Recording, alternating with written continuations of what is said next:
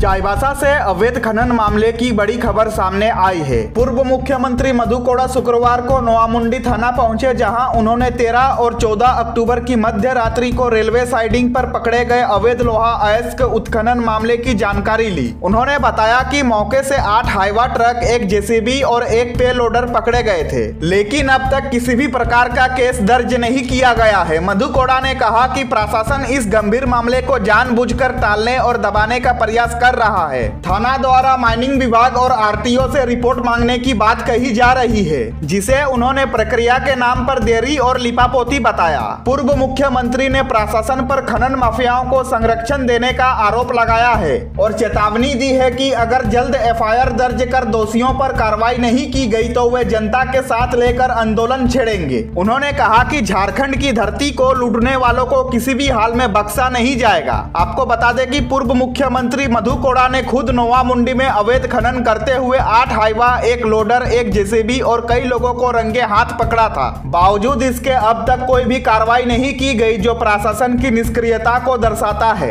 एक दूसरे विभाग के ऊपर में ठेल करके इसको किसी तरह से कि इसको एफआईआर ना किया जाए और किसी तरह से वैसे अवैध खनन में पकड़े गए लोग और पकड़े गए लोडर, पे लोडर और ट्रक को उस पर इस चीज़ को बचाने के लिए ये सारे चीज़ थाना के द्वारा किया जा रहा है, जो घोर माने आपत्तिजनक है। और इसके संबंध में हम समझते हैं कि जानबूझ करके ये सारा चीज़ का कार्रवाई कर रहा है।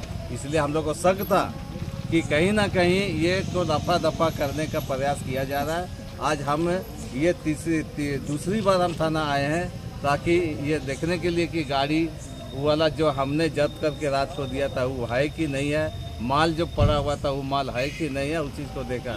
जिस प्रकार से देखा गया है कि आज सील करने के लिए डीएमओ ऑफिस से माने माइनिंग इंस्पेक्टर आया था, वो भी माने लूरा टाइप का आदमी है, कोई तकनीकी ज्ञान नहीं है, वो केवल ऐसे ही आनंद फनन में सैंपलिंग ले करके भागना चाह रहा था। यहाँ सील होना चाहिए था, उस इसका मटेरियल का सील होना चाहिए था, पदाधिकारी के सामने में होना चाहिए था और ये थानेदार के सामने में ये सील होना चाहिए था, लेकिन वैसे नहीं करके केवल एक छोटा सा झोला में करके उसको ले जा करके ये सैंपल, ताकि बाद में उसको सैंपल को बदला जा सके और ये साबित कर सके कि ये वो माल नहीं है, ये दूसरा माल है, या उससे चीज़ को उसमें रखा जाएगा जिससे गाड़ी वाला बच सके।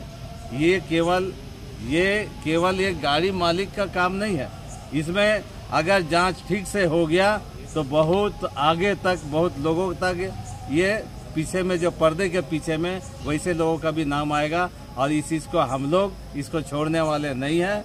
ये हम लोग उच्च स्तरीय जांच हम लोग इसको कराएंगे। ज़रूरत पड़ा तो सीबीआई से भी जांच इसको अवैध खनन वाला का मामला है जो कांड यहाँ पर नोआमुंडी थाना का अवैध खनन को लेकर के हुआ है, पकड़ा गया, उसके संबंध जांच कराएंगे।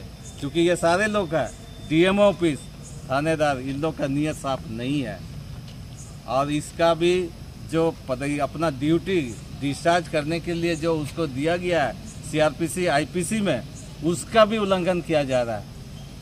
और इस संबंध में हम लोग उच्च स्तरीय जांच में इस बात सबको मांग को उठाएंगे।